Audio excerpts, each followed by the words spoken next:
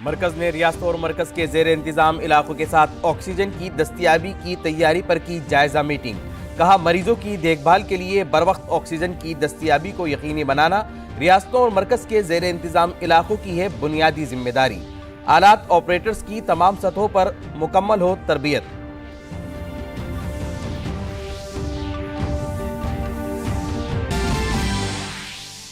Corona के खिलाफ जंग में मुल्क में कोविड वैक्सीनेशन की तादाद 150 करोड़ से ज्यादा। वजीर आजम ने तारीखी कामयाबी पर डॉक्टरों, साइंसदानों, इख्तरा पर्दाजों और सेहत मुलाजमीन को दी मुबारकबाद। आवाम से की जल्द वैक्सीन लगवाने की अपील।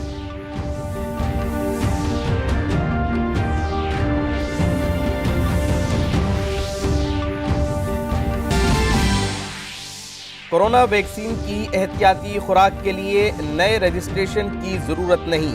10 जनवरी से health workers, front line workers और 60 साल से ज्यादा उम्र के शहरियों के लिए एहतियाती खुराक का शेड्यूल आज किया जाएगा शाये।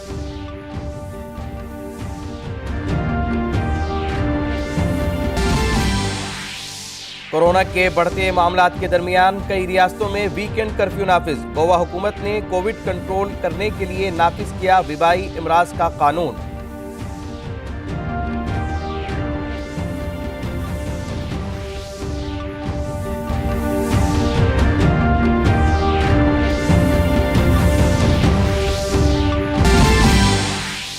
यूरोप में ओमिक्रॉन के केसेस में इजाफा। बरतानिया सबसे ज्यादा मुतासरा मुल्क। अमेरिका के अस्पतालों में मरीजों की तादाद में इजाफा। एक ही दिन में 1,23,000 से जायद कोविड मरीज अस्पताल में दाखिल।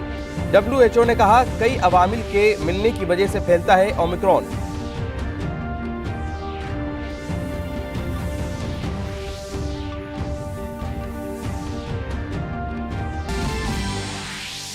यूक्रेन रूस तनाज़े पर नाटो वज़राए खारजा का अहम इजलास। रूस के बारे में मुश्तरका पॉलिसी पर इत्तिफाक राय।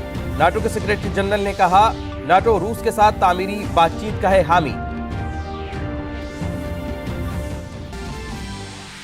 और पैरालंपिक्स में कांसे का तमगा जीतने वाले शरद कुमार ने पीएम मोदी की मीट द चैंपियंस मुहिम के तहत केराला में GHSS स्कूल का किया दौरा। त्रिवेंद्रम के स्कूल में बच्चों से की मुलाकात।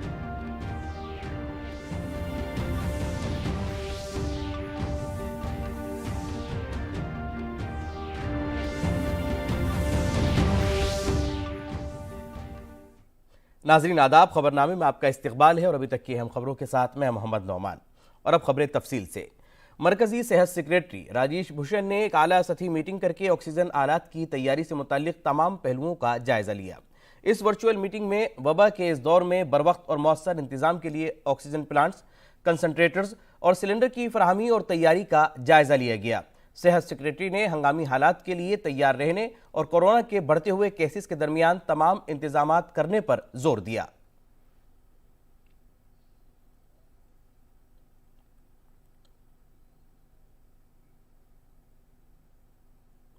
भारत ने कोरोना टीकाकारी के मामले में एक बड़ा संगमेल उबूर कर लिया है। अब तक मुल्क में 150 करोड़ से ज्यादा वैक्सीन की खुराकें दी जा चुकी हैं। पीएम मोदी ने कहा कि मुल्क ने साल का आगाज 15 से 18 साल की उम्र के बच्चों की टीकाकारी के साथ किया। आज साल के पहले महीने के पहले हफ्ते में भारत ने वैक्सीन की 150 करोड़ खुराकें लगाने का तारीखी संगमेल भी हासिल कर लिया। ये दुनिया के बेशतर ममालिक के लिए किसी हैरत से कम नहीं। भारत के लिए ये नई कुव्वत इरादी की अलामत है जो नामुमकिन को मुमकिन बनाने के लिए कुछ भी करने की हिम्मत रखती है। Bharat 150 crore 1.5 billion vaccine doses का ऐतिहासिक मुकाम भी हासिल कर रहा है। 150 करोड़ वैक्सीन डोज, वो भी एक साल से कम समय में। ये आंकड़ों के हिसाब से बहुत बड़ी संख्या है। दुनिया के ज्यादातर बड़े बड़े देशों के लिए भी ये किसी आश्चर्य से कम नहीं है, लेकिन भारत के लिए ये 130 करोड़ देशवासियों के सामर्थ्य का प्रतीक है। भारत के लिए ये एक नई इच्छा शक्ति का प्रतीक है जो असंभव को संभव करने के लिए कुछ भी कर गुजरने का हौसला रखती है। वज़ीर-ए-आज़म ने कहा कि आज भारत की 90% से ज़्यादा बालिग आबादी कोवैक्सीन की एक खुराक मिल चुकी है। सिर्फ 5 दिनों में 1.5 करोड़ से ज़्यादा बच्चों को भी वैक्सीन की खुराक दी गई है। ये कामयाबी पूरे मुल्क की है। मैं विशेष रूप से इस उपलब्धि के लिए देश के वैज्ञानिकों का, वैक्सीन मैन्युफैक्चरर्स का, हमारे हेल्थ सेक्टर से जुड़े साथियों का बहुत बहुत धन्यवाद करता हूं। सबके प्रयासों से ही देश ने उस संकल्प को शिखर तक पहुंचाया है जिसकी शुरुआत हमने शून्य से की थी। टीकाकारी मुहिम के दौरान 150 करोड़ खुराक के निशान को अबूर करने पर वज़ीर-ए-आज़म मोदी ने ट्वीट किया कि टीकाकारी के महाज पर एक काबिल जिक्र दिन। हम वतनों को 150 करोड़ का हिस्सा अबूर करने पर मुबारकबाद। हमारी टीकाकारी मुहिम ने बहुत सी जिंदगियों को बचाने को यकीनी बनाया है। इसके साथ साथ हमें कोविड-19 से मुताल्लिक ज़ाब्तों पर भी अमल करते रहना है। कौम हमारी टीकाकारी मुहिम को कामयाब बनाने में शामिल तमाम लोगों की मशकूर है। हम अपने डॉक्टरों, साइंसदानों, इख्तराकारों और हिफाजती टीके लगाने वाले सेहत कारकुनान का शुक्रिया अदा करते हैं जिन्होंने हमारी टीकाकारी मुहिम को कामयाब बनाया। मैं तमाम अहल लोगों से टीका लगवाने की अपील करता हूं। आइए मिलकर कोविड-19 का मुकाबला करें।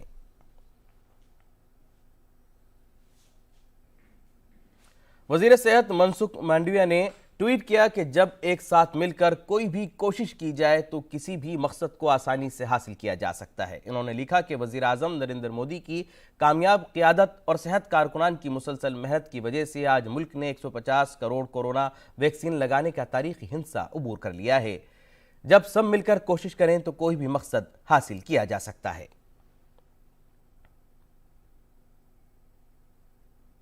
वज़ीर-ए-आज़म नरेंद्र मोदी की सिक्योरिटी में कोताही के मामले की तहकीकात शुरू हो गई है। जहां एक तरफ सूरत हाल की संगीनी को जाहिर करने वाली नई वीडियोज़ मंजर आम पर आई हैं, वहीं मरकज़ की 3 रुकनी कमेटी ने फिरोजपुर मोगा हाईवे पहुंचकर सूरत हाल का जायजा लिया।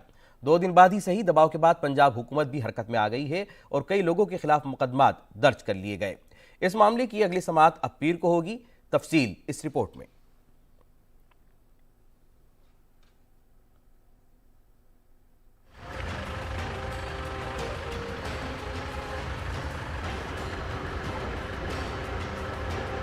वजीर आजम नरेंद्र मोदी के पंजाब दौरे के दौरान उनकी सिक्योरिटी में हुई संगीन चूक के नए सबूत सामने आए हैं।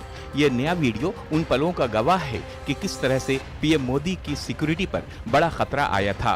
ये तस्वीरें इस बात का भी सबूत हैं कि किस तरह से मुजाहिरीन को पीएम मोदी के बेहद करीब आने दिया गया। सबूत इस बात का भी है कि कैसे इन संगीन हालात में भी पंजाब पुलिस खामोश तमाशाई बनी रही। वो पंजाब पुलिस जो मुजाहिरीन के साथ एक दूसरे वीडियो में चाय पीती नजर आ रही है। इस वीडियो में साफ देखा जा सकता है कि वजीर आजम का काफिला फ्लाईओवर पर रुका हुआ है और मुजाहिरीन बड़ी तादाद में वजीर आजम के काफिले के सामने मौजूद हैं। भीड़ पीएम मोदी की गाड़ी के बिल्कुल पास पहुंच गई थी। देश के प्रधानमंत्री की सुरक्षा में चूक, क्योंकि कोई व्यक्ति नहीं है, वो एक इंस्टीट्यूशन है, पूरे देश के लिए एक सम्मान का विषय है। और किसी भी होने वाली ऐसी अनहोनी और आशंका पूरा देश उसको सुनकर के कल्पना मात्र से ही सिहर जाता है। इसी दरमियान सिक्योरिटी में हुई चूक की जांच के लिए बनाई गई मरकज की 3 रुकनी कमेटी जांच के लिए पहुंच चुकी थी। कमेटी ने फिरोजपुर मोगा शाहराह पर पहुंचकर हालात का जायजा लिया। इस 3 रुकनी कमेटी की वजारत दाखिला ने जुमेरात को तश्कील दी थी। 3 रुकनी इस कमेटी की क़यादत कैबिनेट सेक्रेटेरिएट के सेक्रेटरी सिक्योरिटी सुधीर कुमार सक्सेना कर रहे हैं। इसके अलावा कमेटी में आईबी के ज्वाइंट डायरेक्टर बलबीर सिंह और एसपीजी आईजी एस सुरेश शामिल हैं। वजीर आजम नरेंद्र मोदी के पंजाब दौरे के दौरान सिक्योरिटी चूक का बयान करते हुए सुप्रीम कोर्ट में दायर की गई दरखास्त पर सुप्रीम कोर्ट ने मरकज और पंजाब हुकूमत के जरिए बनाई गई दोनों कमेटी से पीर तक किसी तरह की कार्रवाई नहीं करने को कहा है। सुप्रीम कोर्ट ने पंजाब सरकार से कहा है कि वो सारे रिकॉर्ड पंजाब और हरियाणा हाई कोर्ट के रजिस्ट्रार जनरल के पास जमा कराएं। साथ ही सुप्रीम कोर्ट ने पंजाब पुलिस अफसरों, एसपीजी और दीगर मरकजी और रियासती एजेंसियों को ताउन करने का हुक्म दिया है। इस मामले में अब अगली समाअत पीर के रोज होगी। वजीर आजम की सिक्योरिटी में हुई चूक को लेकर बढ़ते दबाव के दरमियान पंजाब पुलिस 2 दिन बाद हरकत में आई। मामले में पुलिस ने तकरीबन 100 लोगों के खिलाफ मामला दर्ज किया है। वजारत दाखिला की सख्ती के बाद सरगर्म हुई पंजाब पुलिस मुलजमीन की धरपकड़ शुरू की। इत्तलात और नशरियात के वजीर अनुराग सिंह ठाकुर ने पंजाब में वजीर आजम की सिक्योरिटी में हुई चूक पर कड़ी कार्रवाई करने का मुतालबा किया है। उन्होंने कहा कि मुल्क के अवाम जानना चाहते हैं कि इस साजिश में कौन कौन लोग शामिल हैं। कांग्रेस के शीर्ष नेतृत्व की चुप्पी बहुत कुछ कहती है, बहुत कुछ कहती है क्या कि प्रधानमंत्री जी की सुरक्षा में जो चूक हुई इसके पीछे क्या है, ये कैसे हो सकता है, क्यों होने दिया गया, क्या मंशा थी, और जो भी इसके पीछे होगा उसके खिलाफ कड़ी कार्रवाई होनी चाहिए। ये देश की जनता की मांग है। वजीर आजम की सिक्योरिटी में संगीन चूक से मुल्क में गुस्सा है। बीजेपी के कारकुनों ने मुल्क के अलग अलग हिस्सों में जुमेरात को एहतजाजी मुजाहरा किया। अलग अलग अंदाज में ये एहतजाजी मुजाहरे किए गए। किसी ने सलामती के लिए दुआएं की तो वहीं पीएम की सिक्योरिटी से खिलवाड़ करने पर लोगों ने अपने गुस्से का इजहार किया। मुंबई के हाजी अली दरगाह में मरकजी वजीर मुख्तार अब्बास नकवी और दिल्ली में वाक़े निजामुद्दीन दरगाह में भी वजीर आजम के हमेशा अच्छे और सेहतमंद रहने की दुआ मांगी गई। वहीं हरियाणा के वजीर आला मनोहर लाल ने पंचकूला के मनसा देवी मंदिर में पूजा की और वजीर आजम के लिए लंबी उम्र की दुआ की। देश के प्रधानमंत्री नरेंद्र मोदी जी के जिस प्रकार से जीवन को उनके साथ खिलवाड़ करने की जो कोशिश की है पंजाब सरकार ने, वहाँ के शासन प्रशासन ने, मैं ऐसी स्थिति में श्री नरेंद्र मोदी जी के लंबी आयु की कामना करता हूँ कि उनके त्याग समर्पण भाव से जो इस प्रकार का जो काम चल रहा है देश की जनता की सेवा के नाते जो लगे हैं उनकी दीर्घायु हो। इधर दिल्ली के राजघाट पर बीजेपी के अरकान पार्लियामेंट ने खामोश धरना दिया।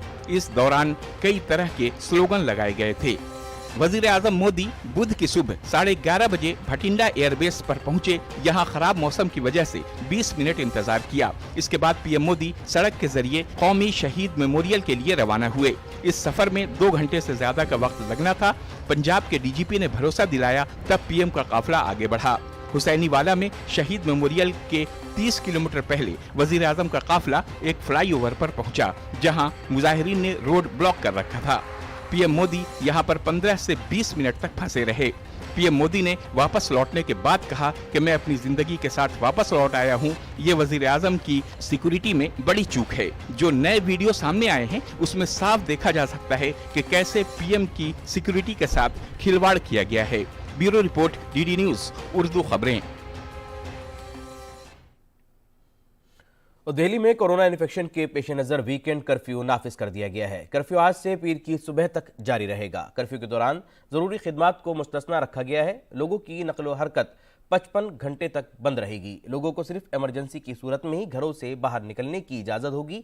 बाहर निकलने वालों को हुकूमत की तरफ से जारी करदा ई पास या एक दुरुस्त शनाख्ती कार्ड पेश करना होगा। इस दरमियान दिल्ली में आज सुबह से मूसलाधार बारिश भी हो रही है।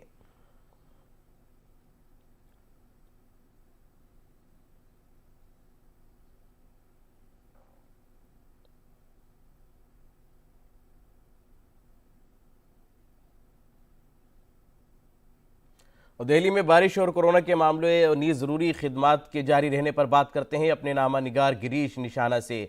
जी गिरीश, रात से बारिश भी है और वीकेंड कर्फ्यू भी नाफिज है दिल्ली में। किस तरह के जो इजाज़त है लोगों को निकलने की है अभी, और क्या सिचुएशन है, क्या सूरत हाल है? देखिए नौमान, मैं आपको बताना चाहूँगा देश की राजधानी दिल्ली के अंदर वीकेंड कर्फ्यू चल रहा है। आज शनिवार है और कल रविवार है। हालांकि जो रोज़ाना रात्रि कर्फ्यू लगता है वो इसी तरह बदस्तूर जारी है, यानी कि कल रात 10 बजे से लेकर सोमवार सुबह 5 बजे तक के लिए ये कर्फ्यू लगा हुआ है। दिल्ली के अंदर भी 55 घंटे का ये कर्फ्यू चल रहा है। हालाँकि जो दिल्ली के अंदर जो ज़रूरत के सामान की जो चीज़ें हैं उनकी दुकानें खुली रहेंगी, जिसमें चाहे दूध की दुकान हो, चाहे सब्जी वाले की दुकान हो, चाहे राशन की दुकान हो, ये दुकानें खुली रहेंगी। लोग बिना बेवजह सड़कों पर नहीं घूम सकते हैं, बिना मास्क के किसी को भी अनुमति नहीं है। इसके अलावा जो लोग रेल यात्रा या हवाई यात्रा कर रहे हैं वो अपनी यात्रा कर सकते हैं, बशर्ते उनको रास्ते में अगर पुलिस वाले रोकते हैं तो उनको अपना टिकट, एयर टिकट या रेल टिकट दिखाना होगा। इसके अलावा अगर देश की राजधानी दिल्ली के बाहर, चाहे गुड़गांव की बात की जाए, सोनीपत की बात की जाए, नोएडा और गाजियाबाद की बात की जाए, अगर वहाँ कुछ लोग अपनी ड्यूटी पर जाना चाहते हैं तो वो अपना वैलिड आई कार्ड दिखाकर वहाँ ड्यूटी पर जा सकते हैं। इसके अलावा जो चाहे पुलिस की बात की जाए, चाहे अस्पताल की बात की जाए, ये तमाम चीज़ें जो हैं, चाहे दमकल की बात की जाए, अग्निशमन सेवा की बात की जाए, ये आपात ऐसी सेवाएं हैं जो निरंतर लगातार जारी हैं, ये इसी तरह चलती रहेंगी। इसके अलावा अगर जिन बच्चों के जिनकी परीक्षाएं हैं वो भी परीक्षा देने के लिए बच्चे जा सकते हैं, बशर्ते उनको भी अपना वैलिड जो है आई कार्ड दिखाना पड़ेगा। इसके अलावा अगर आप बिना मर्जी के दिल्ली की सड़कों पर घूमते नजर आते हैं तो हो सकता है आपके ऊपर 2000 रुपये का जुर्माना भी लगा दिया जाए। अगर दूसरी बार आप फिर से मिलते हैं तो हो सकता है आपके खिलाफ महामारी एक्ट के तहत मामला भी दर्ज कर दिया जाए। तो कहीं ना कहीं जो कर्फ्यू चल रहा है उसमें लोगों को कहीं ना कहीं साथ देना पड़ेगा। लेकिन अगर बारिश की बात की जाए तो नुमान मैं आपको बता दूं, कल से झमाझम दिल्ली के अंदर बारिश चल रही है, जिसकी वजह से लोग अपने घरों में बैठे हुए हैं। अभी कुछ देर पहले मौसम विभाग ने बताया है कि दिल्ली के अंदर 40 मिलीमीटर बारिश दर्ज की गई है पिछले 24 घंटे के अंदर। तो कहीं ना कहीं झमाझम बारिश ने भी दिल्ली के अंदर ठंड बढ़ा दी है। अगर दिल्ली में कोरोना के संक्रमण दर की बात की जाए नौमान, तो दिल्ली के अंदर कोरोना की संक्रमण 17.73% चल रही है, यानी करीब 17.25% दिल्ली के अंदर कोरोना की संक्रमण दर है। पिछले 24 घंटे के अंदर दिल्ली के अंदर 17,335 नए मामले कोरोना के देखने को मिले और वहीं 9 लोगों की कोरोना की वजह से मौत भी हुई है। तो कहीं ना कहीं ये भी एक गंभीर विषय बना हुआ है और इसे देखते हुए डीडीएमए ने पहले दिल्ली के अंदर येलो अलर्ट जारी किया, फिर दिल्ली के अंदर वीकेंड कर्फ्यू लगाया है और सोमवार को कहा जा रहा है कि फिर से इस पर एक समीक्षा बैठक होगी जिसमें आगे की रणनीति तैयार की जाएगी, क्योंकि जिस तरह से लगातार दिल्ली के अंदर कोरोना संक्रमण दर बढ़ रही है वो कहीं ना कहीं एक चिंता का विषय बना हुआ है। जी गिरीश निशाना, बहुत शुक्रिया ताज़ा सूरत-ए-हाल से आगाह करने के लिए, बहुत शुक्रिया।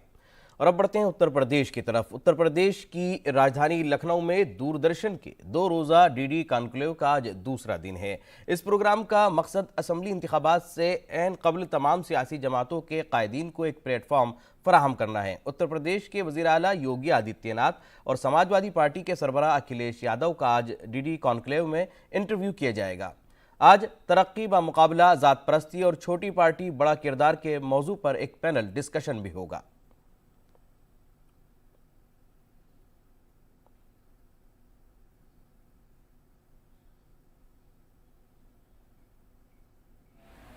फर्क साफ से कॉन्क्लेव के पहले इजलास डबल इंजन का तंत्र, क्या यही है जीत का मंत्र में मरकजी वजीर और उत्तर प्रदेश में बीजेपी के शरीक इंचार्ज अनुराग सिंह ठाकुर ने अशोक श्रीवास्तव से बात करते हुए बताया कि गुज़िश्ता 5 वर्षों में उत्तर प्रदेश में कितनी तब्दीली आई है।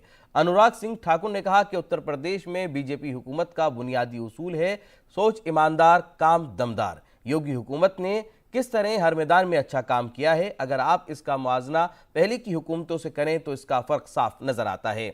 हमने ना कोई इम्तियाज़ किया और ना ही ज़ात पात की।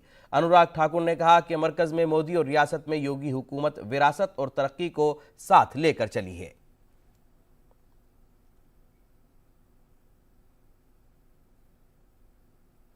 दुनिया भर में कोरोना के मामले तेजी से फैल रहे हैं। अब तक दुनिया भर में कोरोना इन्फेक्शन के 30 करोड़ 34 लाख से ज़्यादा मामले सामने आए हैं। वहीं 54,96,000 से ज़्यादा लोग कोरोना इन्फेक्शन की वजह से हलाक हो चुके हैं। अमेरिका में कोरोना के ओमिक्रॉन वेरिएंट्स के मामले तेज़ी से बढ़ रहे हैं। अमेरिका में अब तक कोरोना के 6 करोड़ 3 लाख से ज़्यादा मामले सामने आए हैं। अमेरिका में अब तक 8,57,000 से ज़ायद अफराद हलाक हो चुके हैं। इस दौरान यूरोपीय ममालिक में ओमिक्रॉन वेरिएंट की वजह से मामले बढ़ रहे हैं। बरतानिया में सबसे ज़्यादा 1 करोड़ 41 लाख मामले सामने आए हैं। फ्रांस में कोरोना से मुतासिर अफराद की तादाद 1 करोड़ 15 लाख से तजावुज़ कर गई है। इसके साथ ही जर्मनी में 74,58,000 से ज़ायद मामले दर्ज हुए हैं।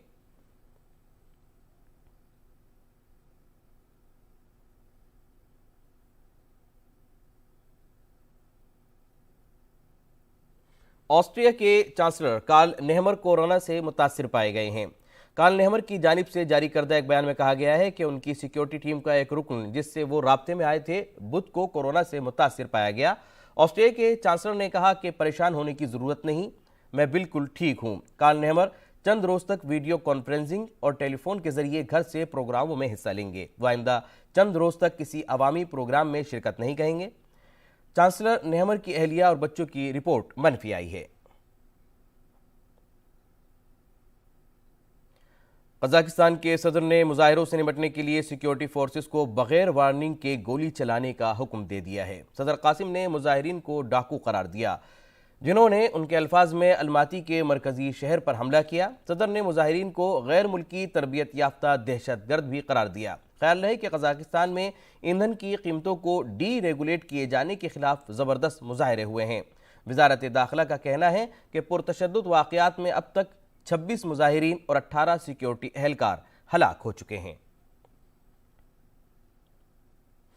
नाटो ममालिक के वज़राए ख़ारजा ने यूक्रेन की सरहद पर रूसी फ़ौज की मुसलसल मौजूदगी और यूरोप की सिक्योरिटी पर उसके मुरत्तब होने वाले असरात पर तबादला ख्याल किया। एक वर्चुअल मीटिंग में इन मसाइल पर गौर व फिक्र किया गया। वज़राए ख़ारजा की मीटिंग की सदारत कर रहे नेटो के जनरल सेक्रेटरी जेंस स्टोल्टनबर्ग ने दोनों फरीकों के दरमियान मुमकिना बातचीत का खैर मकदम किया। वाज़ेह हो कि सरहद पर बड़ी तादाद में फ़ौज की मौजूदगी से दोनों ममालिक में कशीदगी बढ़ गई है। मीटिंग के बाद नेटो के सरबराह ने कहा कि रूस की कोई भी जारहाना कार्रवाई यूरोप में सिक्योरिटी को काफ़ी कमज़ोर कर सकती है। दूसरी जानिब नेटो के वज़राए ख़ारजा ने सिफारतकारी, बातचीत और कशीदगी को कम करने की ज़रूरत पर जोर दिया।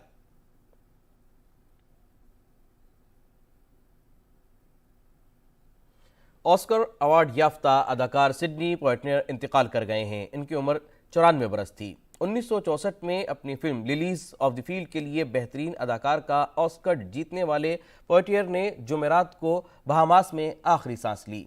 पोइटियर से पहले किसी भी सियाफाम अदाकार का इस तरह मुस्तहकम कैरियर नहीं था। फिल्में इनकी अपनी मकबूलियत की बुनियाद पर कामयाब होती थी। पोइटियर के पहले बॉलीवुड के बहुत कम प्रोड्यूसरों ने सियाफाम आदमी की कहानी पर फिल्में बनाई। उन्होंने a patch of blue, the defiant one और अ रेजिन इन द सन जैसी फिल्मों में यादगार अदाकारी की।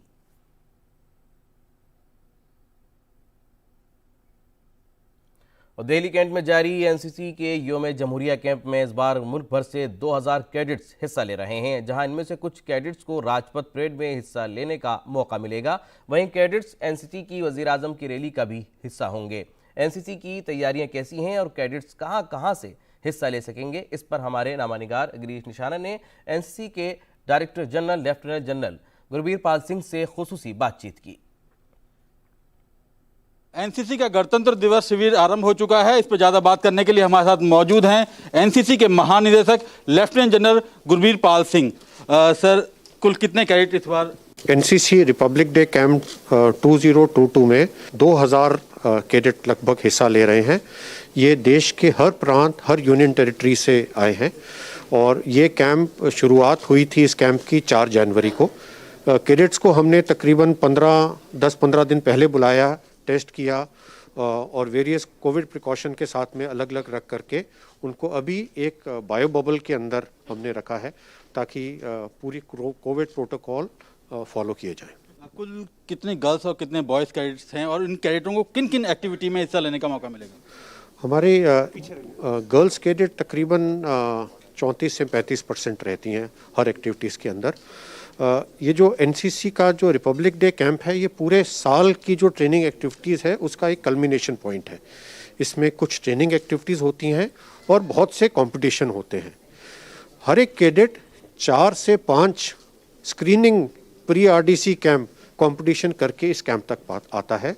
इसके अंदर वेरियस डिग्निटरीज आती हैं, गार्ड ऑफ ऑनर मिलता है, परेड को रिव्यू करती हैं।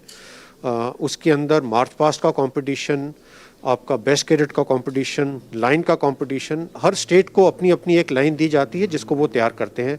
फ्लैग एरिया का कंपटीशन अलग अलग होता है।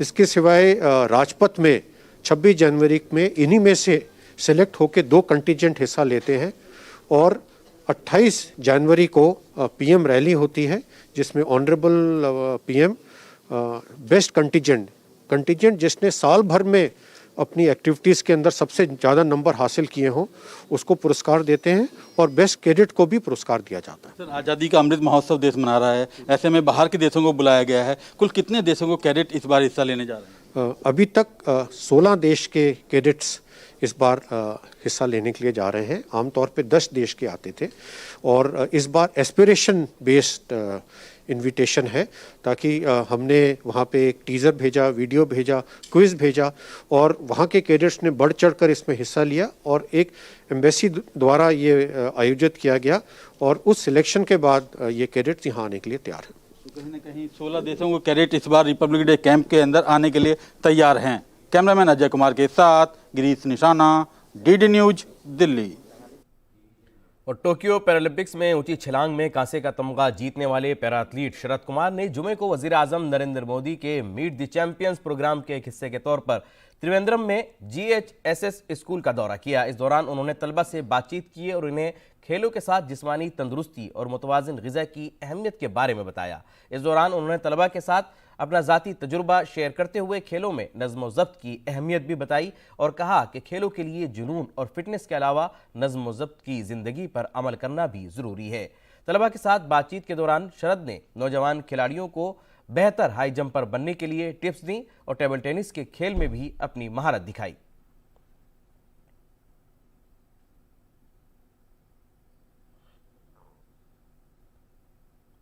और अब एक नज़र मौसम के मिजाज पर।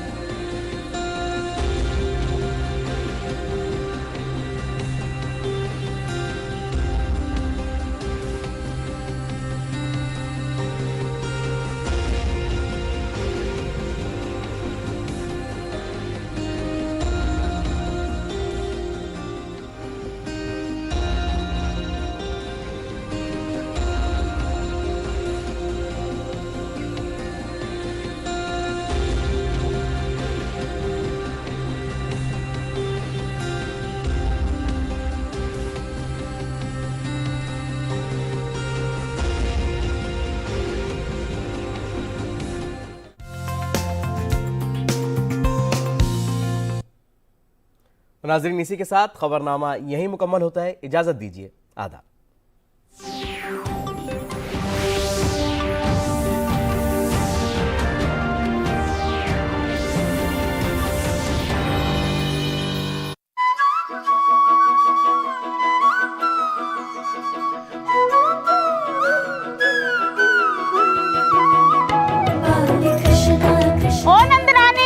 तुम्हारे वाखन चोर ने और उसकी टोली ने सारा आतंक मना कर रखा है। भैया, तुम्हें मुझसे अधिक कॉपियों पर विश्वास है? माखन की मटकी में ज्ञान का सागर देखिए बाल कृष्ण 17 जनवरी से सोमवार से शुक्रवार रात 9 बजे सिर्फ डीडी नेशनल पर। बचपन से एक तमन्ना थी मेरे अंदर कि मुझे कुछ चीजों को लेके अपनी आवाज उठानी है, to speak on some different topics which is related to gender equality और ऑन वुमेन एम्पावरमेंट। देखिए खास कार्यक्रम A Day with Celebrity, Mrs. India International 2019, social activist, event planner, motivational speaker, writer, poetess, manager of cricket team Bahrain, Sheila Khan. इस सोमवार